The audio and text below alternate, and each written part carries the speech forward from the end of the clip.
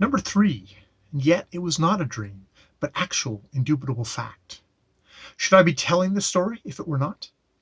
But to continue.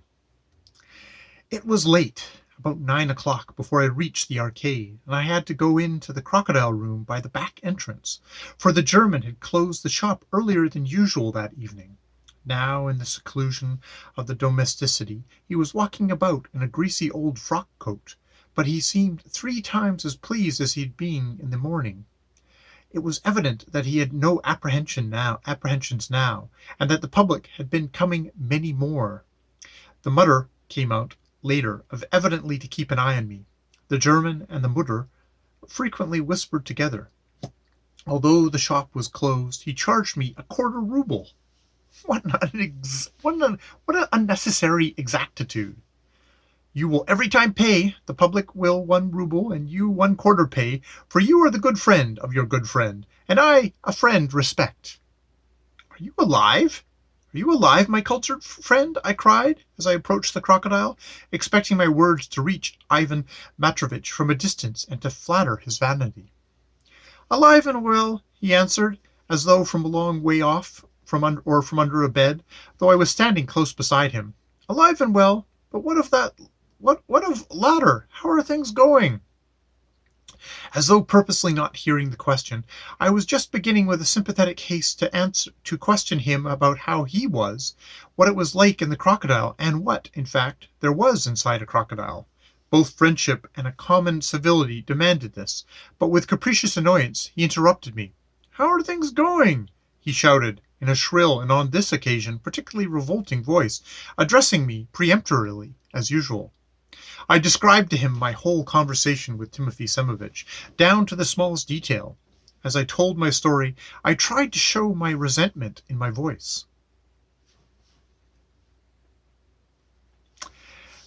The old man is right, Ivan Matrovitch pronounced as abruptly as usual in his conversations with me. I like practical people, and can endure sentimental milksops. I am ready to admit, however, that your idea about a special commission is not altogether absurd. I will certainly have a great deal to report, both from scientific and from an ethical point of view. But now all this has taken a new and unexpected aspect, and is not worth the while to trouble about mere salary. Listen attentively. Are you sitting down? No, I am standing up. Sit down on the floor if there is nothing else, and listen attentively. Resentfully, I took a chair and put it down on the floor with a bang in my anger. Listen, he began dictatorially. The public came today in masses. There was no room left in the evening, and the police came in to keep order. At 8 o'clock, that is, earlier than usual, the proprietor thought it necessary to close the shop and end the exhibition to count the money he had taken and prepare for tomorrow. More conveniently, so I know that there will be a regular fair tomorrow. So we may assume that all the most cultivated people in the capital, the ladies of the best society, the foreign ambassadors, the leading lawyers, and so on, will all be present. What's more, people will be flowing here from the remotest provinces of our vast and interesting empire. The upshot of it is that I am the cynosure of all eyes, and though hidden to sight, I am eminent. I shall teach the idle crowd. Taught by experience, I shall be an example of the greatness and resignation to fate. I shall be, so to say, a pulpit from which to instruct mankind. The mere biological details I can furnish about the monster I am inhabiting are of a priceless value, and so, far from repining at what has happened, I confidently hope for the most brilliant of careers. You won't find it wearisome? I asked sarcastically. What irritated me more than anything was the extreme pomposity of his language. Nevertheless, it all rather disconcerted me. What on earth can this frivolous blockhead find to be so cocky about? I muttered to myself. He ought to be crying instead of being cocky. No, he answered my observation sharply. For I am in the full of great ideas. Only now can I at leisure ponder over the amelioration of the lot of humanity. Truth and light will come forth now from the crocodile. I shall certainly develop a new economic theory of my own, and shall be proud of it, which I have hitherto been prevented from doing by my official duties and by trivial distractions. I shall refute everything, and be a new Fourier. By the way, did you give Timothy Semovich the 7 rubles? Yes, out of my own pocket, I answered, trying to emphasize that fact in my voice. We will settle it, he answered superciliously. I confidently expect my salary to be raised, for who should get a raise if not I? I am of the most utmost service now. But to business. My wife? You are, I suppose, inquiring after Elena Ivanovich? My wife! He shouted this time in positive squeal. There was no help for it. Meekly, though gnashing my teeth, I told him how I had left Elena Ivanovich. He did not even hear me out. I have special plans in regards to her, he began impatiently. If I am celebrated here, I wish her to be celebrated there. Savants, poets, philosophers, foreign mineralogists, statesmen, after conversing in the morning with me, will visit her salon in the evening. From next week onwards, she must have an at home every evening. With my salary doubled, we shall have the means for entertaining, and, as the entertainment must not go beyond tea and hired footmen, that's settled. Both here and there, though they will talk of me, I have long thirsted for an opportunity for being talked about, but could not attain it, fettered by my humble position and low grade in the service. And now all this has been attained by the simple gulp on the part of the crocodile. Every word of mine will be listened to, every utterance will be thought over, repeated, printed, and I'll teach them all what I am worth. They shall understand at last what abilities they have allowed to vanish in the entrails of a monster. This man might have been a foreign minister, or might have ruled a kingdom, some will say. And that man did not rule a kingdom, others will say. In what way I am inferior to Garnier Pagnaski, or whatever they are called? My wife must be a worthy second. I have brains. She has beauty and charm. She is beautiful, and that is why she is his wife, some will say. She is beautiful because she is his wife, others will amend. To be ready for anything, let Elena Ivanovich buy tomorrow the encyclopedia edited by Andrei Crcdl, that she may be able to converse on any topic. Above all, let her be sure to read the political leader in the Petersburg News, comparing it every day with The Voice. I imagine that the proprietor will consent to take me sometimes with the Crcdl to my wife's brilliant salon. I will be in a tank in the middle of the magnificent drawing room, and I will scintillate with witticisms which I will prepare in the morning. To the statesman I will impart my projects. To the poet I will speak in rhyme. With the ladies I can be amusing and charm without impropriety, since I shall no longer be a danger to their husband's peace of mind. To all the rest I shall serve as a pattern of resignation to fate and the will of Providence. I shall make my wife a brilliant literary lady. I shall bring her forward and explain to her, the public, as my wife she must be full of the most striking virtues, and if they are right in calling Andrei Andronovich our Russian Alfred de Musset, they will be still more right in calling her our own Russian Yevgeny Tur. I must confess that although this wild nonsense was rather in Ivan Petrovich's habitual style, it did occur to me that he was in a fever and delirious. It was the same every day, Ivan Matrovich, but magnified 20 times. My friend, I asked him, are you hoping for a long life? Tell me, in fact, are you well? How do you eat? How do you sleep? How do you breathe? I am your friend, and you must admit that the incident is most unnatural, and consequently my curiosity is most natural. Idle curiosity and nothing else, he pronounced sententiously. But you shall be satisfied. You ask how I am managing in the entrails of the monster? To begin with, the crocodile, to my amusement, turns out to be perfectly empty. His insides consist of the sort of huge empty sack made of gutta-percha, like the elastic goods sold in the Gorsky Street, in the Morskia, and if I am not mistaken, in the Volenskia Prospect. Otherwise, if you think of it, how could I find room? Is it possible? I cried in surprise. That may well be understood. Can the crocodile be perfectly empty? Perfectly, Ivan Matrovich maintained sternly and impressively. And in all probability it is so constructed by the laws of nature. The crocodile possesses nothing but the jaws furnished with the sharp teeth, and besides the jaw, a tail of considerable length. That is all, properly speaking. The middle part between these two extremities is an empty space enclosed by something of the nature of a gutta percha, probably really gutta percha. But the ribs, the stomach, the intestines, the liver, and the heart, I interrupted, quite angrily. There is nothing, absolutely nothing of all that, and probably there never has been. All of that is the idle fantasy of frivolous travelers. As one inflates an air cushion, I am now with my person inflating the crocodile. He is incredibly elastic. Indeed, you might, as the friend of the family, get in with me if you were generous and self-sacrificing enough, and even with you here there would be a room to spare. I even think that in the last resort I might send for Elena Ivanovitch. However, this void, hollow formation of the crocodile is quite in keeping with the teachings of natural science.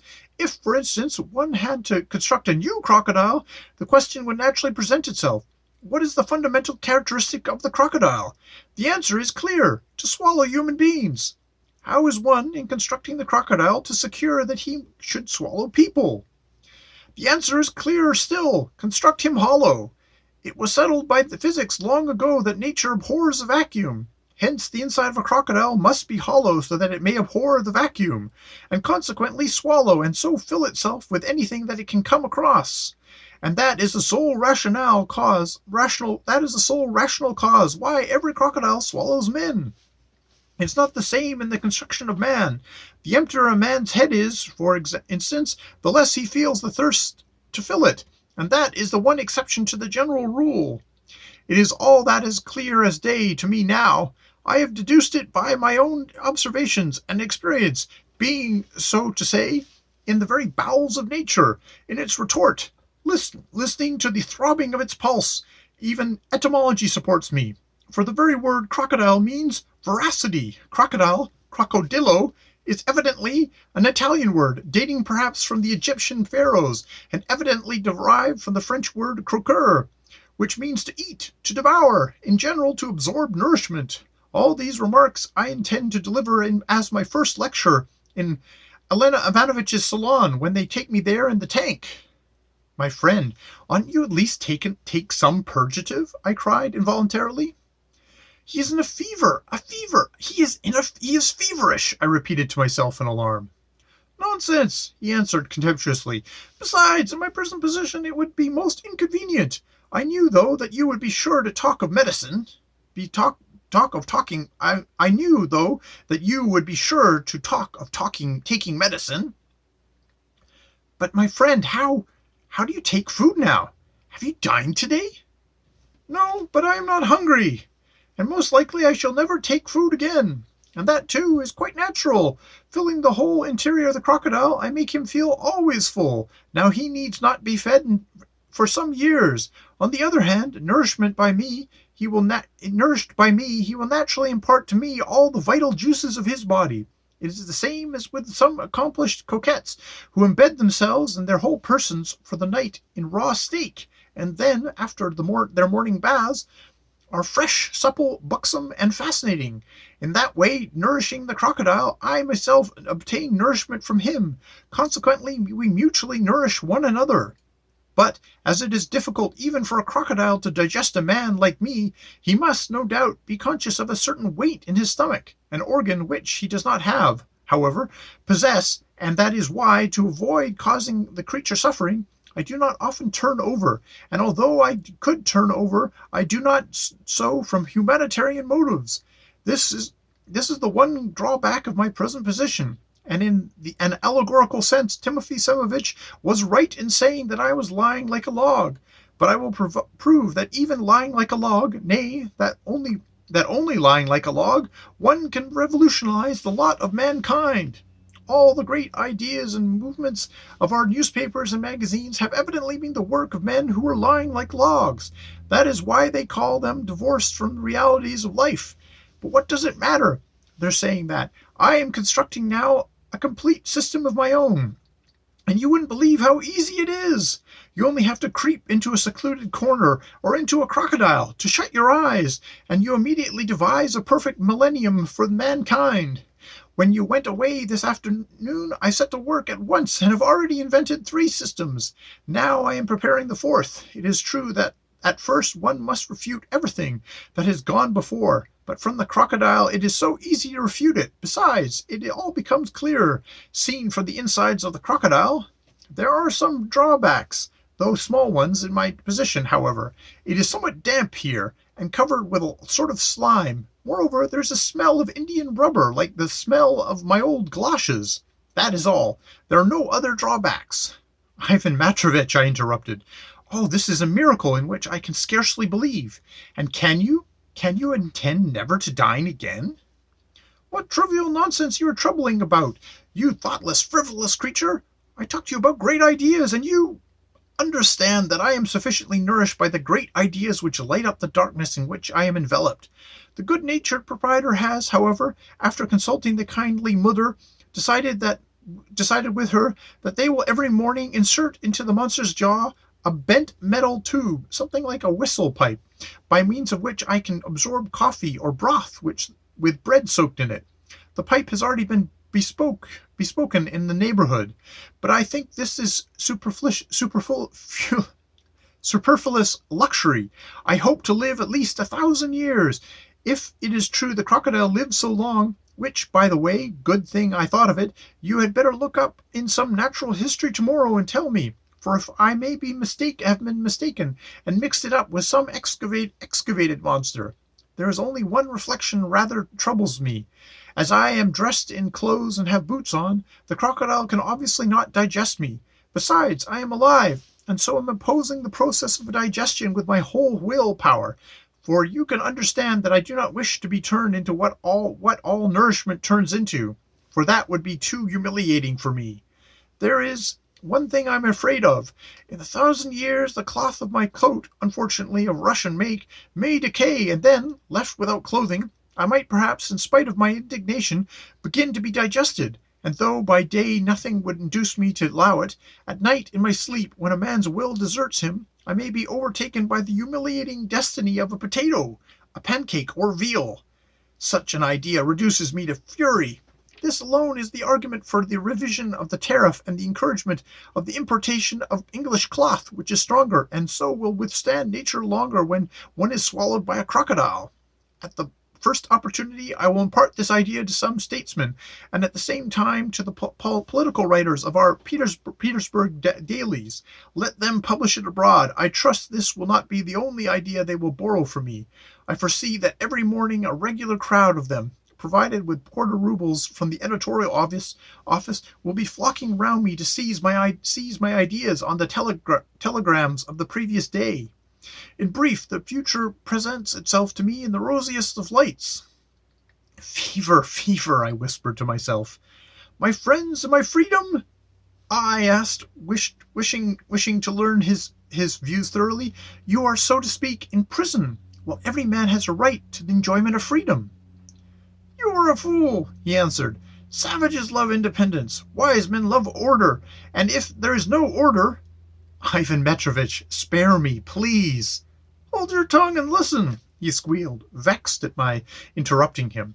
Never has my spirit soared as now.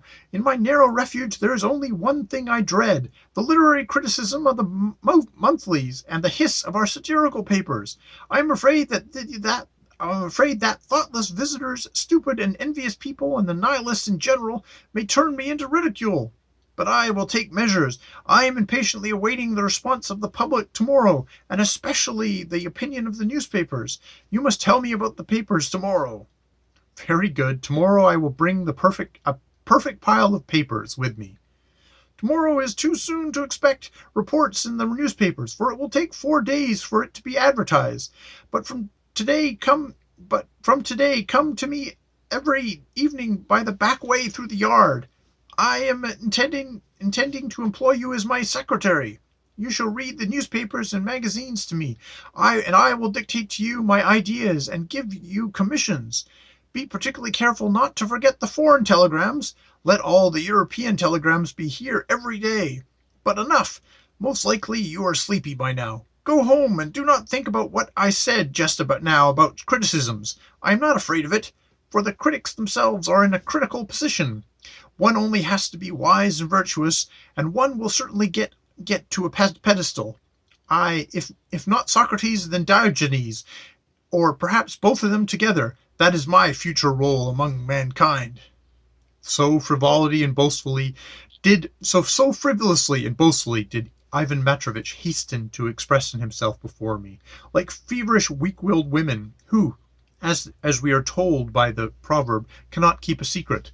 All that he told me about the crocodile struck me as most suspicious. How is it possible that the crocodile was absolutely hollow? I don't mind betting that he was bragging from vanity and partially to humiliate me. It is true that he was an invalid, and one must make allowances for invalids.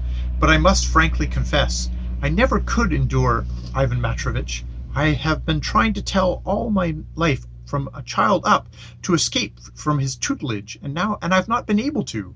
1,000 times over I have been tempted to break with him altogether, and every time I have been drawn to him again, as though I were still hoping to prove something to him, or to revenge myself on him. A strange thing, this friendship.